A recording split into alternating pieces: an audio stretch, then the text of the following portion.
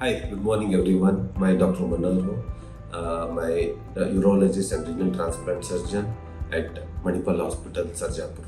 मैं आज over active bladder के बारे में बताना चाहता हूँ। ओवर एक्टिव ब्लैडर है विच इज़ वो मेल और फीमेल में, फीमेल्स में ज़्यादा होता है and the percentage is around 16% in females, around 10% in males. As you grow old the over active bladder का सिम्टम ज़्यादा होना शुरू हो जाता है। ओवर एक्टिव ब्लैडर में दो तरीके का होता है। एक होता है ड्राई ओवर एक्टिव ब्लैडर, एक और है wet over active bladder. Dry over active bladder होता है जिनमें इनकॉन्टिनेंस, वो लीक नहीं होता है। वेट ओवर एक्टिव ब्लैडर होता है जिनमें लीक होना शुरू हो जाता है। Over active bladder again the factors क्या क्या जिनमें होता है अभी मैं बताना चाहता हूँ। The main thing is that the factors which is there is age. जिस पेशेंट्स को एज होना शुरू हो जाता है उसमें होना शुरू हो जाता है लीकेज और over active bladder symptoms. And symptoms क्या क्या होता है? इंक्रीज फ्रीक्वेंसी, जल्दी जल्दी बार बार जाना पड़ता है या अर्जेंसी होके लीक होना है, वही सबसे इम्पोर्टेंट दो सिम्टम्स हैं ओवर एक्टिव ब्लैडर में। एंड फैक्टर्स क्यों क्या क्या चीज़ से होता है? One is age, the next is prostate का, अगर if it's a male, prostate enlargement also can cause this over active bladder. That is irritative symptoms होता है जिनमें ओवर एक्टिव ब्लैडर का सिम्टम्स ज़्यादा दिखाना शुरू हो जाता है।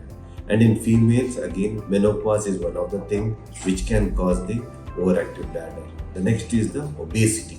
If you gain more weight, then that also can cause the overactive bladder. We have to rule out the urinary tract infection in such patients. And the last is the one with the carcinoma in situ बोलते हैं. So that is also carcinoma of the bladder also. Sometimes we have to rule out in cases of overactive bladder. So जब भी the patients become symptomatic, it's so तुरंत एक बार आप urologist जाके मिलना आवश्यक है। So once you go to the urologist, तो उसको जांच करना पड़ेगा, जैसे यूरिन का एग्जामिनेशन, अल्ट्रासाउंड करना पड़ेगा एंड द कॉजेस, जैसे अगर normally when you grow old तो we have to rule out the prostate symptoms in case of males and the diabetes, to rule out diabetes, and also the carcinomas in situ also can cause these things. These things are ruled out. जब ये rule out हो जाता है then we can start the plan for the treatment plan होता है overactive bladder में initially with medicines, जैसे anticholinergics होता है उसमें सोलिफेनासिन या डैरिफेनासिन या मेरा बैकग्राउंड B3 एगोनिस्ट जैसे दवाई होता है वो सब शुरू करना पड़ता है। देन डोसेज भी इंक्रीज करना पड़ता है, जैसे whenever the patient is age and when the treatment goes on, that is the treatment of choice. Sometimes behaviour therapy भी करना पड़ता है एंड ऑल्सो समटाइम्स जब बोलते हैं वेट लॉस करने के भी ज़रूरत करना पड़ता है। And once those medical line of management जब भी fail होता है then we have to think of intravesical instillation बोलते हैं इसको, botulinum injection ब्लैडर में डाल देते हैं, इंजेक्ट करते हैं, इससे ओवरएक्टिव ब्लैडर का सिम्टम भी कम होना शुरू हो जाता है।